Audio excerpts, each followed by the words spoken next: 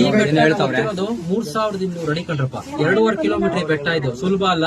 ಇಡೀ ಬೆಟ್ಟನ ಒಂದೇ ಹೆಜ್ಜೆಲಿ ಇಳಿದಿರೋ ಮೂರ್ತಿ ಕಬ್ಬಾಳಮ್ಮ. ಈ ಬೆಟ್ಟದ ಮೇಲೆ ಇರುವಂತ ಶಿಲೆ ಕೆಳಗಡೆ ಗ್ಲಾಸ್ ಅಲ್ಲಿ ಇದೆಯಲ್ಲ, ಆ ಶಿಲೆ ಎರಡು ಒಂದೇ ಸಮಯದಲ್ಲಿ ಆಗಿರೋದು. ಇಡೀ ಬೆಟ್ಟನ ಭೂಮಿಯಿಂದ ಮೇಲ್ ಬರ್ಬೇಕಾರೆ ನಮ್ಗೆ ಎಷ್ಟೆಷ್ಟೋ ಸರಿ ಪರೀಕ್ಷೆ ಮಾಡಿ ತಳ್ತಾಳಪ್ಪ. ಪ್ರತಿಯೊಬ್ರು ಅರ್ಧಕ್ಕೆ ಕೂತ್ಕೋತಾರೆ, ನನ್ ಕೆಲ ಆಗಲ್ಲ ಅನ್ಸುತ್ತೆ, ಹಿಂದಕ್ಕೆ ಹೋಗ್ಬೇಕು ಅನ್ಸುತ್ತೆ, ಅಮ್ಮನ ಹೆಸರು ಹೇಳ್ತೀವಿ, ಮತ್ತೊಂದ್ ಹೆಜ್ಜೆ ನಡಿತೀವಿ, ಅಮ್ಮನ ಹೆಸರು ಹೇಳ್ತೀವಿ.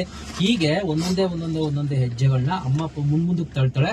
ಮುಂದಕ್ಕೆ ತಳ್ಬೇಕಾದ್ರೆ ಅಮ್ಮನ ಹೆಸರು ಎಲ್ಲ ಹೇಳ್ತೀವಿ, ಅಲ್ಲಿ ಮೋಡ ಬಂದ್ಬಿಡುತ್ತೆ, ಗಾಳಿ ಬರ್ತಾ ಬಿಸಿ ತಳ್ತಾಳೆ. ಈ ಬೆಟ್ಟದ ಮೇಲ್ ಬಂದ್ಮೇಲೆ ನಾವ್ ಹತ್ತಿರೋ ಮಟ್ಟಿಗೆ ಸುಸ್ತೆಲ್ಲ ಕಮ್ಮಿ ಆಗ್ಬಿಡುತ್ತಪ್ಪ. ಕೈ ಕಾಲುಗಳಿಗೆಲ್ಲ ಶಕ್ತಿ ಬರುತ್ತೆ.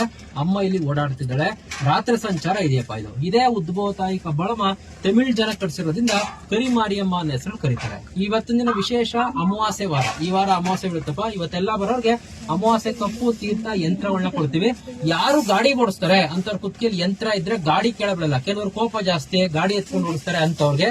ವಿದ್ಯಾಭ್ಯಾಸ ಓದ್ತಾರೆ, ಬಹಳ ಬೇಗ ಮರ್ತೋಗುತ್ತೆ ಅನ್ನೋರ್ಗೆ, ಇನ್ನೂ ಮದ್ವೆ ಆಗಿಲ್ಲ, ಇನ್ನೂ ಮಕ್ಕಳಾಗಿಲ್ಲ ಅನ್ನೋಂತ ತಂದೆ ತಾಯಿಗಳಿಗೆ, ಹುಷಾರಿಲ್ದವ್ರಿಗೆ ಯಂತ್ರ ತಗೊಂಡೋಗ್ತಾರಪ್ಪ. ಇವಕ್ಕೆಲ್ಲ ಮಾಂಸ ತಿನ್ಬಹುದು, ಸೂತ್ಕೊ ಬಂದು ತೊಂದ್ರೆ ಇಲ್ಲ. ಹೆಣ್ಮಕ್ಳು 1 ವರ್ಷ ಪೂರ್ತಿ ಇರ್ತದೆ. ಇನ್ನ ಮನೇಲಿ ದುಡಿತೀವಿ, ಕೈಗತ್ತಾ ಇಲ್ಲ, ಸಂಪಾದನೆ ಮಾಡ್ತೀವಿ, ನಿಂತಾ ಇಲ್ಲ ಅನ್ನೋರ್ಗೆ ಅಮ್ಮನ ವಿಗ್ರಹ ಲಕ್ಷ್ಮಿ ಕಾಯಿನ್ ಕೊಡ್ತೀವಿ.